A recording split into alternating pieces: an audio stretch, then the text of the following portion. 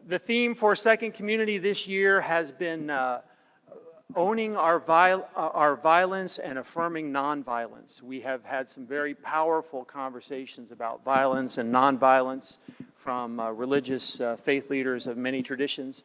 And tonight we are very, very pleased to have Imam Omar Suleiman, who his title for the evening is Islam to Blame for ISIS? I think we probably know the answer to that question before we start. But anyway, the answer is no. And so I am so pleased to know Imam Suleiman and to call him a friend for the last several years. I believe we first met at a vigil for against gun violence down at the Martin Luther King Center. We have bumped into each other at various marches.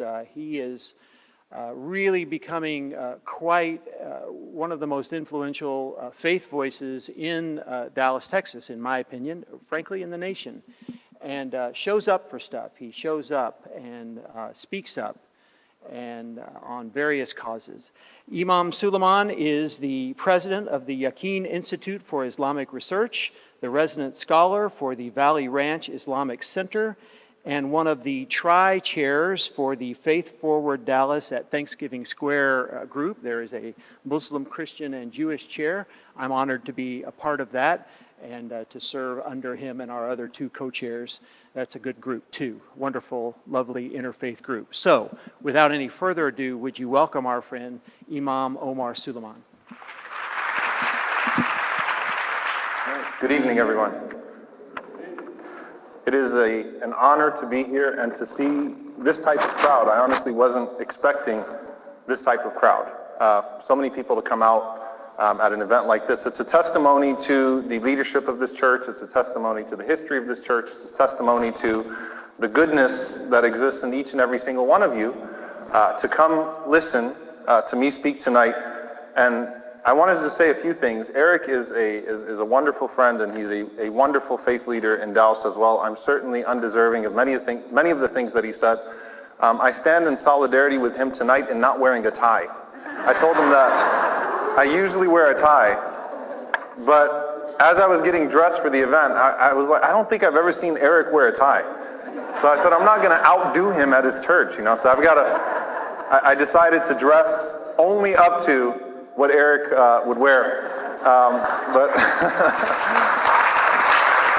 all right.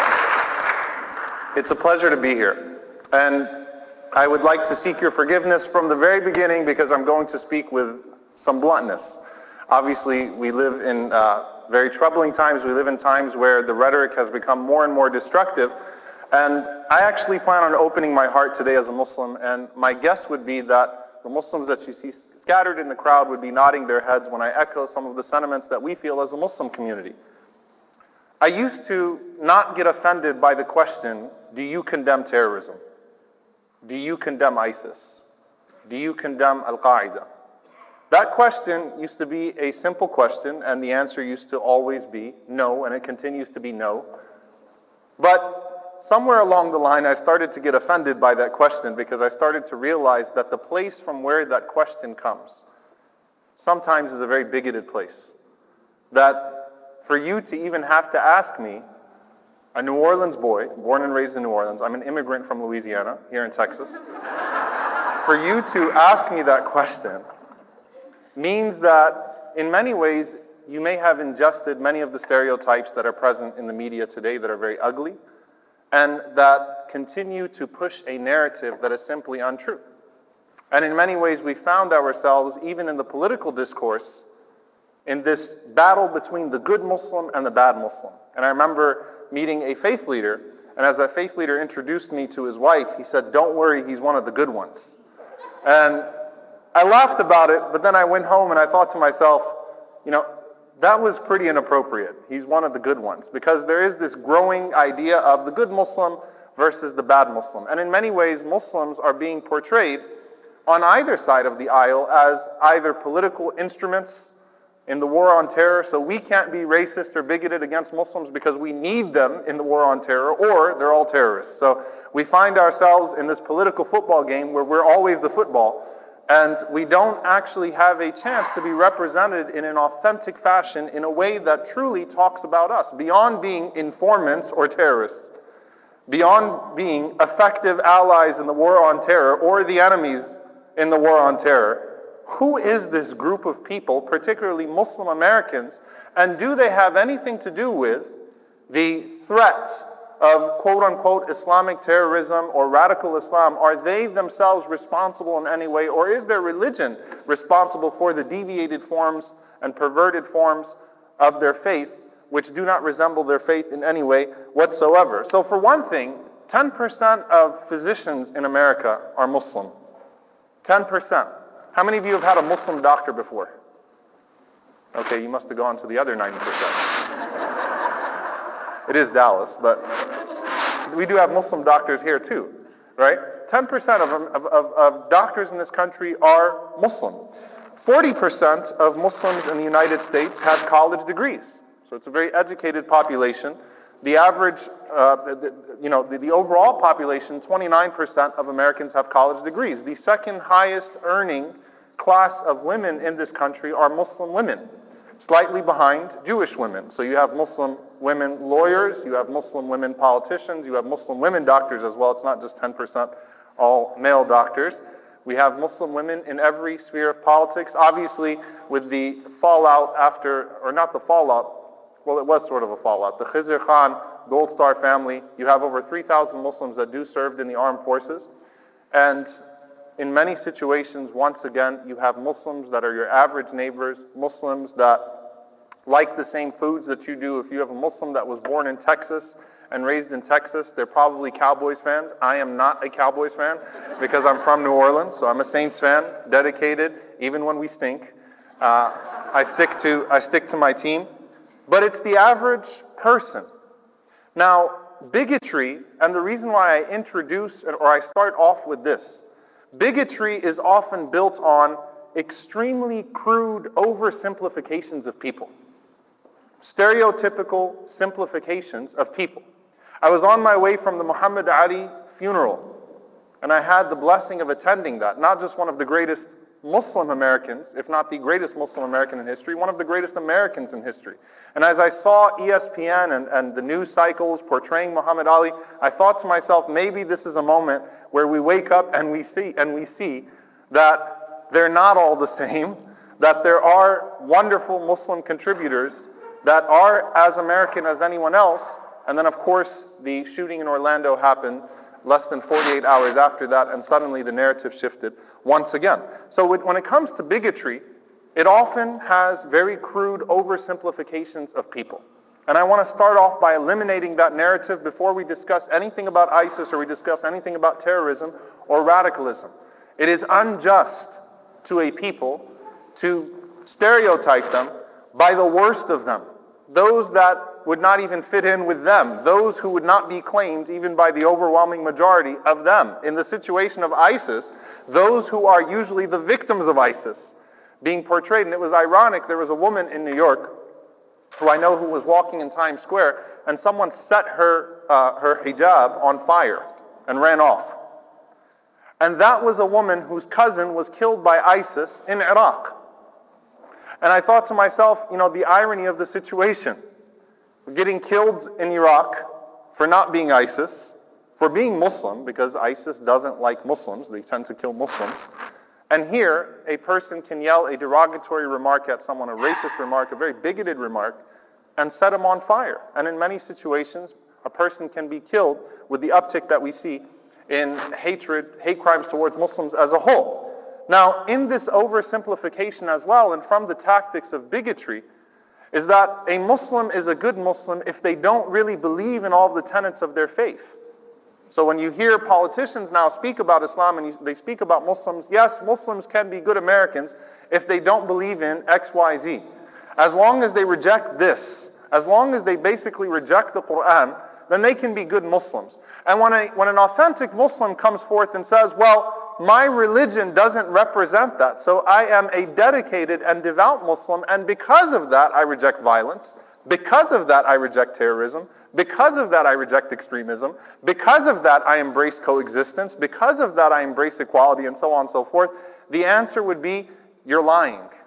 You don't know your faith like I know my faith. Why? Because I heard some guy on TV who's never studied your religion, who's probably, never even studied period, but happens to have a microphone and happens to have the airwaves, and they told me this about your faith.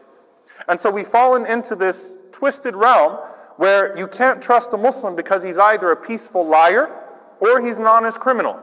So if he tells you or she tells you that that's not what my faith represents, and I do believe in values of peace and justice, that I believe are deeply grounded in my faith, then you don't know your religion properly, or you're hiding your religion. Mistrust. Don't trust the Muslim next door. Behind that smile is really, death to America and Allahu Akbar, they're going to try to kill you and it's only a matter of time. Don't eat their food, right? Because if you eat their food, you know what's going to come next. You know what's going to happen. You never know. And so the portrayal is always that the Muslim that you think is just your average citizen, your neighbor, your friend, really could turn out to belong to a terrorist group 8,000 miles away. And this entire niceness, this front of niceness, and all, the millions of Muslim Americans have all settled themselves, and they're all part of this worldwide conspiracy to overthrow the American government. And we need to pass bills now to stop that, because less than 1% of the population is going to successfully overthrow the government if we don't hurry up and pass bills and criminalize their religion now. Think about the bigoted assumption that comes from, and the fears that are stoked, and the paranoia. And usually what leads to the manifestation of fear from a policy perspective is the abandonment of freedom, often willingly by the citizens who are told that we have to protect you. And so we need to do away with your civil liberties and the civil liberties of everybody, because if we don't, those nice Muslims around you, those 10% of Muslim American doctors, the 2 Muslim congressmen, right? The Muslim president, he's not really Muslim, I hope you guys actually know that, but the Muslim in the White House, they're all going to come after you. They're all going to kill you. And so we've got, it's for that reason that we have to wage wars, destructive wars, that we have to invade countries, that we have to do this, all for your protection. And that's venturing into politics, and I'm not going to get into that right now. Simply, the premise that I'd like to start off with, and I think that was a 15-minute introduction, is that bigotry comes from a place of oversimplification, and it often leads to policy that is not in the favor of anyone in this country, and often leads to the willful submission or forfeiting of your own civil liberties and your own rights.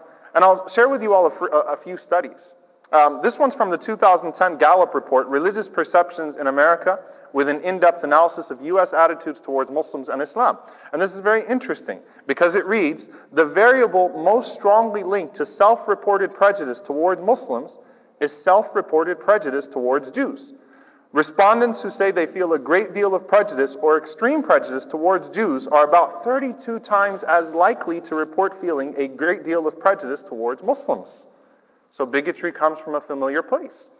And what we often see, which by the way, in the last 4 years, the membership of the Ku Klux Klan has gone from 5,000 to 8,000, that many of the groups that promote Islamophobia also promote anti-Semitism, also promote white supremacy, also promote very, very ugly things about black people in this country, about Mexicans and Latinos, and so on and so forth. In fact, Pamela Geller, a prominent Islamophobe who held the event in Garland, last year, she has actually written an article arguing that Barack Obama is Malcolm X's love child.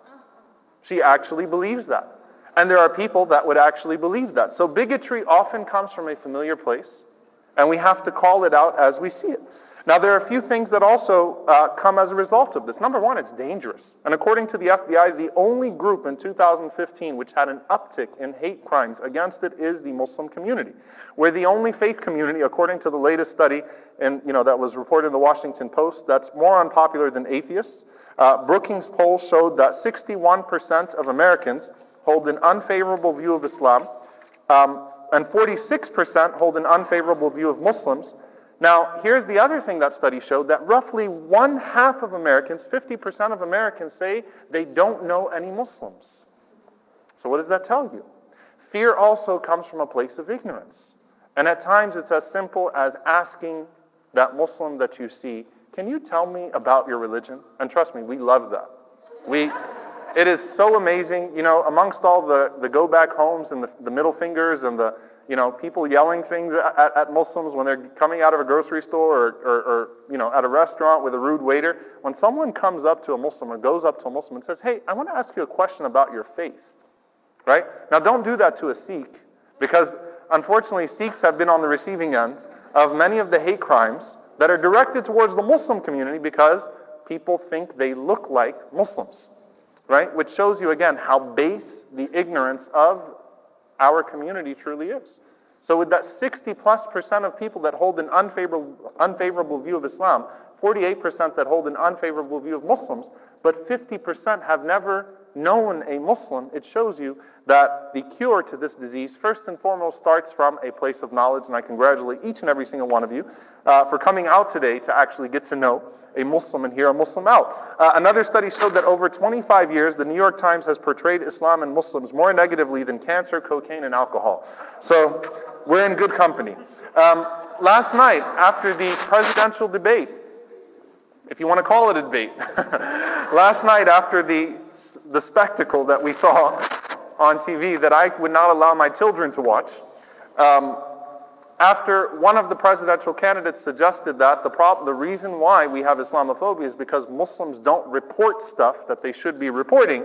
Well, the solution clearly is not to get more Muslim spies, because the Orlando shooter was reported, Omar Mateen was reported by the Muslim community before, not to mention all the other nuances that came out from that story, that surfaced from that story after the public had already judged what his motivations were and what that was all about. Ahmed Rahimi in New Jersey, who thankfully was not able to kill anybody, but planted bombs in New Jersey and New York trying to hurt people.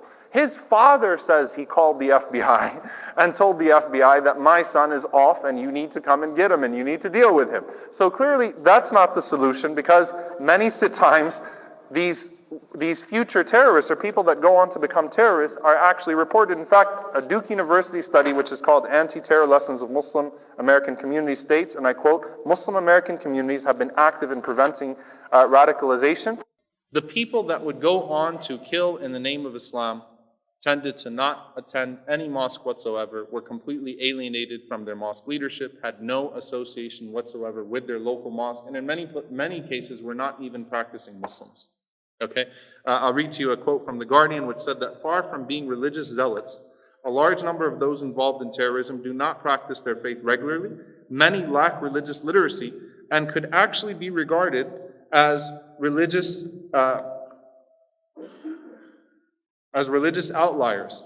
Very few have been brought up in strongly religious households, and there is a higher than average proportion of converts. Some are involved in drug taking, drinking alcohol, visiting prostitutes. The MI5 says there's evidence that a well-established religious identity actually protects against violent radicalization, meaning there's a significant connection between a person going to their mosque and being attached to their leadership in this country. There's a significant connection not between that and radicalization, but rather the opposite. That Muslims that have a well-established identity and that are going to a place of worship, that are going to their mosques, that associate with their congregation, that are not involved in drugs or prostitution or those types of things, are often, or are most of the time, not the ones that would be prone to radicalization. Rather, radicalization takes place on the internet usually after many other factors that go into it. So the question is fear of Islam and Muslims rational? According to Gallup, half of Americans are scared of being victims of terror. Now, according to Gallup as well, you're more likely statistically to be shot by a toddler than by an Islamic terrorist. So the solution, first and foremost, is to make sure that we deport all toddlers and we don't let any of them in this country anymore. Because clearly they pose a legitimate statistical threat. You're also more likely to be killed by your furniture than by a Muslim in this country. That's not to completely downplay the threat, but that's to say that you need to watch your couch, you need to watch your bed, because you don't know what it's planning to do against you. Now, there are a few studies on a serious note. There's a study of 1,000 Americans in the weeks after 9/11 that showed that the average person believed that they had a 20% chance of being injured in a terrorist-related incident in the next year. But they would not have faced that even if there was a 9/11 every day for that year. This is from David Cole, who wrote Less Safe, Free 194. These are all statistical things, and I'll just go through them for a reason. Between 1980 and 2005, only 6% of terror attacks in the US were by Muslims. 2010 Europol report showed that from 2007 to 2009, 99.6% of all terror attacks in the European Union were done by non-Muslims. So when you think of, we don't want to become Europe, all right, which I understand, for other reasons as a whole, right? That's the pro-American, anti-Europe part of me coming out. But no, but on on a serious note, statistically speaking, the idea that Muslims pose a more significant threat to society than anyone else is a completely baseless claim. That's not to downplay the threat of radicalism. It's not to downplay the threat of terrorism. However, are we looking at all forms of terrorism equally? Are we looking at all mass shootings equally? There were over 300 mass shootings in the year 2015. 2 of them were done by Muslims. Are we analyzing the facts properly, or are we analyzing them through the prism that is given to us by our favorite cable news network? And that is the problem with us, that many times we choose to focus on not what's actually happening around us, but what the news tells us is happening around us, and those things that are overblown and what is pumped into us and driven by agenda politics is what we are going to shape our lives after, shape our identities after, and proportion our fears and normal daily lives after, by what is fed to us by the media. As of June 2005, 2 times as many Americans had been killed by right-wing extremist groups as by Muslims. 48 by right-wing extremist groups, 26 by Muslims. That's a study from the New America Foundation. And again, as I mentioned, the 300 mass shootings. Well, what about the other ones? These are the ones that are actually labeled as terror attacks. These are attacks that are labeled as terror attacks.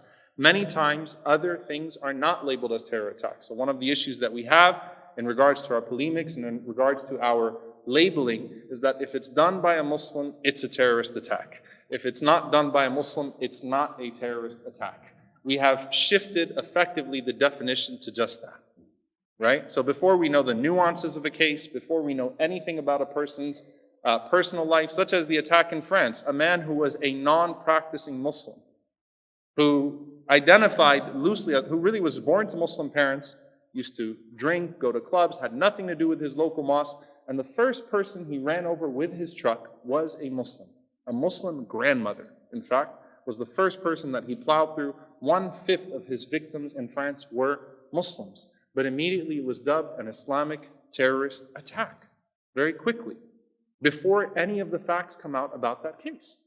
Now, in the case of other attacks, if it is not a Muslim, no matter what ideological motivations are found, that will not be dubbed a terrorist attack, and that has frequently been the case over and over again. I can give you some examples. Anders Breivik, who perpetrated the Norway attacks, on the 22nd of July, 2011, he first killed 8 people by detonating a van bomb in Oslo, and then he shot dead 69 participants of a workers' youth league summer camp. He cites in his manifesto Thomas Jefferson 10 times. He cites Robert Spencer, who was a prominent Islamophobe, 47 times in his manifesto. It was not dubbed a terrorist attack. Michael Page walked into a Sikh temple, murdered 6 people in New York. It was not dubbed a terrorist attack. Dylan Roof in Charleston murdered 9 African-American worshipers in a church as they worshiped. Clearly had ideological motivation in his manifesto, from his Facebook page, and so on and so forth. It was never called a terrorist attack. Robert Deere, who attacked a Planned Parenthood clinic and killed 2 people, called himself a warrior of Christ. This was the day before San Bernardino. It was not called a terrorist attack. Robert Duggar, a Tennessee pastor who planned a massacre of Muslims in New York, his manifestos claimed that Christ called him to kill Muslim men, women, and children. He had a stockpile of rifles, machetes, bomb-making materials. He was let out. In fact, he walks free today because he did not succeed in perpetrating that attack. So when we talk about motivations and we talk about people killing in the name of their religion, in the name of their faith, and what constitutes a terror attack, there's been a great discrepancy and a great double standard in how we assign those terms. And not only does that frustrate the Muslim community, it portrays a very inaccurate picture of our society as it exists today, where we focus and we hijack the fears that are manufactured by our politicians to move this country to a place that we have been before, which we don't want to go back to, where people have the right to not only, discriminate without being held accountable, not only make bigoted and racist remarks and profile without being held accountable, but we move to a discourse where we can openly speak about internment camps and we can speak about racial profiling, and that has devastating consequences, not just on our generation, but on the generation that's coming up. We had a Muslim child of 11 years old hang himself, commit suicide last week, because he was being bullied in school. So the devastating impacts of this inaccurate, inappropriate assignment of collective guilt to an entire community over the actions of an extremist group or extremist groups is dangerous to our society. It endangers our community. It endangers everything that we're trying to do, and in many cases can be done away with by gatherings such as this and by simply getting to know your neighbor, getting to know your Muslim neighbors. And one of the problems with the response to that, which has come from a place of bigotry, is that when you look at individuals that are prone to radicalism, they tend to come from a place of mental disturbance, they tend to come from broken homes, they tend to come from career frustrations, school frustrations, very gloomy world views. And when you pour pessimism into that world view and continue to invoke a clash of civilizations and continue to feast on a person who's having a problem fitting in, who does not know what their cultural identity is, then you only further stigmatize them. And when you further stigmatize a person who is already aspirational, then you risk making that person operational, which is why much of the election discourse that we've had this year has found itself not only in ISIS propaganda videos, but in Al-Shabaab propaganda videos in Somalia. They found itself in Boko Haram propaganda videos. Our election cycle has been used to create more terrorists, to generate more terrorists, to tell more young Muslims that America hates you, that it's only a matter of time, that you cannot be a good American and a good Muslim, that you have to choose one of those. You can't love both. And if you listen to what radicals say and if you listen to what Islamophobes say, they're saying essentially the exact same thing. You can't be a good American Muslim. Think about that. On one side, you can't be a real American if you're a real Muslim, because you will never be a loyal citizen. And on the other side, you have the exact same message that's being said. So when we talk about combating ISIS and we talk about combating radicalization, what exactly does that mean? And where do these extremist groups come from? I want to refer to you for reading Dying to Win, a book called Dying to Win by Robert Pape, where Robert Pape examined more than 2,200 suicide attacks across the world from 1980 to the present. And his research revealed that more than 90% of suicide attacks are directed at an occupying force, or what's deemed an occupying force. He also analyzed that between 1980 and 2003, only 10% of suicide attacks were against American interests. Before that, the single largest group were the Tamil Tigers, who are not a Muslim group. According to Gallup, 93% of Muslims worldwide are moderate. Of the 7% who have radical sympathies, 6.7% give political reasons for their radicalization rather than religious reasons. Suicide attacks, terrorism, all come from a place of political frustration at an organized level. That has historically been the case. And it's not just true for Muslims, it's true for the entire world. Now, surely in a church you can appreciate this, that the claim that more people have been killed because of religion in history than anything else is also statistically untrue.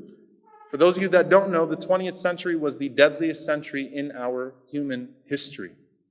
Over a quarter billion people were killed were murdered in the 20th century.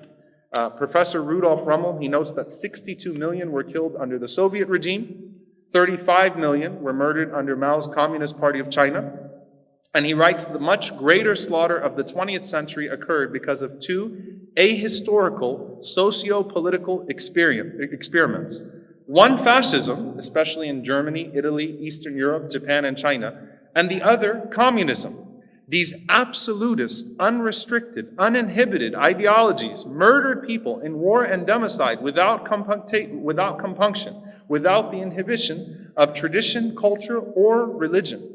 So was radical atheism the problem in the 20th century? Because it wasn't religion, it wasn't radical Islam, it wasn't radical Christianity, it was actually competing ideologies that both deemed religion to be the opium of the masses and both deemed religion to be harmful, to be negative, to be the reason and the cause for much of the backwardness that we had in the world at the time. And so when we talk about today, systematic violence by man almost always involves the use of ideology to clothe that which is otherwise unjustifiable with that which is holy. It's the way that we work as human beings. It's part of our savagery when we tend to that direction. And may God protect our country and protect us from ever falling to such a disease at a collective level. And if we're going to quantify our savagery as man over history, Islam has very little to do with most of the violence through pure statistical analysis. But when conflict breaks out, people rally around their identities, as we see happening here. We are a very divided nation, and that's very clear in our political discourse. And one of the most heartbreaking things is that no matter what happens in this election, we have two competing visions of American society often talking at each other and not talking to each other. People entrench themselves in very, very strong identities that often mean that they cannot coexist with people that belong to other identities. Now, is the solution to that to further entrench someone who is being called to an identity that puts him or her at odds with this society? Or is it better for us to say in the face of Islamophobia, to say in the face of extremism and terrorists, whether they're overseas or they are domestic, that we will not be divided, that you can be a good American, a good Muslim, that you have a right to speak up, to speak your mind, to be frustrated, and that we will not allow your identity to be hijacked by someone that is overseas and that wishes you and I harm. So when we talk about militant groups, we're often talking about fraternities. And I want to end with this sentiment. There are legitimate frustrations in the world. There are legitimate frustrations that young people have about our politics, about our policy, not just as the United States of America, but in Egypt or in Iraq or in the United Kingdom. We often have very serious concerns about policy because at the end of the day, we know that politics are dominated largely by economic interests that are usually corrupt. And so when young people have frustrations about the world and about policy, and we oversimplify their frustrations, or worse, we don't give them a healthy outlet to voice their frustrations and show them that we have a society that listens and that hears. As JFK said, those who make peaceful revolution impossible make violent revolution inevitable. And so we have to also look internally at our situation. Since World War II, 90% of the casualties of war have been unarmed civilians. A third of them have been children. So when we talk about drone strikes, or we talk about invasions of countries, or we talk about emboldening dictators, or we talk about supporting apartheid regimes, or we talk about doing things for our interests that are often to the detriment of other people's interests, you're going to have frustrations. And just like when you hear extremists and radicals overseas say that it is okay to kill thousands of innocent people for the sake of our political agenda, for the sake of our political benefit, when we respond and we say that we will carpet bomb entire countries, and when we respond and we say that, and we try to oversimplify the situation of Iraq, which has been bombed by 4 consecutive presidents, and think that ISIS came out of a healthy, functioning geopolitical situation. We're not being true to ourselves, and we are not giving an accurate analysis of the situation. So it's important for us to listen, to actually be honest with ourselves, to actually try to make our country better always, to make our policy better, to accommodate opposing voices, to not turn people towards radicalism or extremism by our extreme hesitance to listen to what other people are saying. You know, I remember, because I actually listen to or I read ISIS propaganda quite a bit, not because I'm joining. I can assure you that I'm not planning on joining ISIS anytime soon, but because I'm trying to understand their messaging so that I can counter it properly. And so, yes, by the way, they want to kill me. I don't think I mentioned that, but I'm actually one of the people they want to kill. But when we talk about that, and I kept on reading this statement. Just like they kill our children, we will kill their children. Just like they kill our children, we will kill their children. Listen to that sentence and think about how that appeals to a person who may have lost their own family to a drone strike or to an airstrike. A young child that washed up ashore somewhere, or whose family was lost at sea, or who saw those images of that young boy sitting in the back of an ambulance, wondering what happened. So when we talk about the lives that have been lost in the war on terror, this is according to a report from Physicians for Social Responsibility in 2015, that in Iraq, Afghanistan, and Pakistan, you have over 1.3 million people, innocent lives that were killed in the process of the war on terror. So if all else were the same, here's my conclusion, if all else were the same from a geopolitical situation, and Islam never was, would ISIS exist? The answer is yes. Would Al-Qaeda exist? The answer is yes. When there is a vacuum of power, when there are frustrations, when there are civil wars, when there's sectarian conflict, then in those vacuums, militant groups rise, mercenary groups rise, and they clothe and they disguise their ugly, ugly intentions and agendas that are otherwise unjustifiable, often with the word of God. So whether we're talking about secular ideology in nationalism, sometimes communism, fascism, sometimes capitalism, if we're talking about religion, whether we're talking about ISIS or the Lord's Resistance Army, or we're talking about the Serbian genocide, or we're talking about Buddhist monks in Burma, or we're talking about whatever it may be, Boko Haram in Nigeria, whatever it may be, it is absolutely essential for us not to respond to that hatred with hatred and think that this is a war in which it's about killing and killing and killing, and the way that we're going to stop this is kill more of them. All right, the response to children being killed is not we need to kill more children, it's that we need to stop the killing of children. It's that we need to have a consistent voice against the killing of innocent people. And we need to look to the root causes of wars and divisions, terrorist groups, extremist groups, and we need to hit at those extremist causes. And we need to not allow illegitimate groups to manipulate legitimate emotions. We need to not allow groups or agendas that manipulate vulnerable people and that take advantage of vulnerable people and in their desperation turn them to a path of no return that is detrimental to them, to their families, and to everybody around us. And that's something that I hope we maintain across the board here in our American society. If we love this country deeply, then it's not just about whether or not your candidate wins, it's about what our future is and what type of country we're leaving behind for our future generation. That's why I'm pleased to call Eric a friend and a partner, and so many faith leaders that are coming together as well to say we want to make Dallas a model city of coexistence. We want Dallas to be a city that people can look at and can say overcame its societal ills.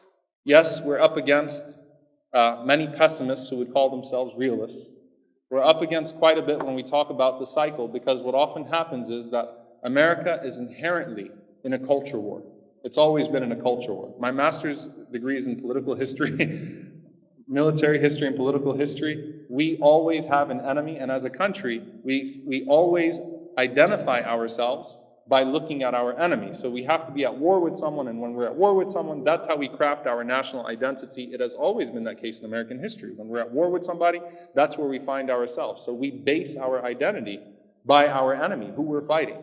Right now, it's the Islamic radical threat on the outside, right? Before it was the Jews, before it was the Catholics, it was the communists, we had McCarthyism, we had Japanese internment camps where over 120,000 American citizens were put in internment camps because we can't trust you all. You look different, you're up to something, right? And we cannot allow our country to go back to that base bigotry. We have to confront openly our ills of racism, of poverty, of militarism, and that's what makes us great Americans. That's what makes us good people. I often tell people, on your way to becoming a good Muslim, don't become a bad human being. And I say that to my Christian brethren as well, that you're a Christian and you're a human being. Being a good Christian should mean being a good human being. Being a good Muslim should mean being a good person. So if our religion leads us to being marginalizing, antagonizing, hateful human beings, then you're certainly not following Christ, peace be upon him, and I'm not following Muhammad, peace be upon him. That's not what we were taught. That's not what we're here for. So I pray that this lecture is that this gathering that we have today is part of the solution, part of getting to know one another. I apologize in advance if I offended anyone that came out tonight, or if I took too long, or if I made you miss your dinner, or if I reminded you of that awful excuse for a debate that we had last night and you got a little sick to your stomach. But bless you all and thank you for being here, and I guess we'll move on to questions now. Thank you, Eric, and thank you to the church for having me.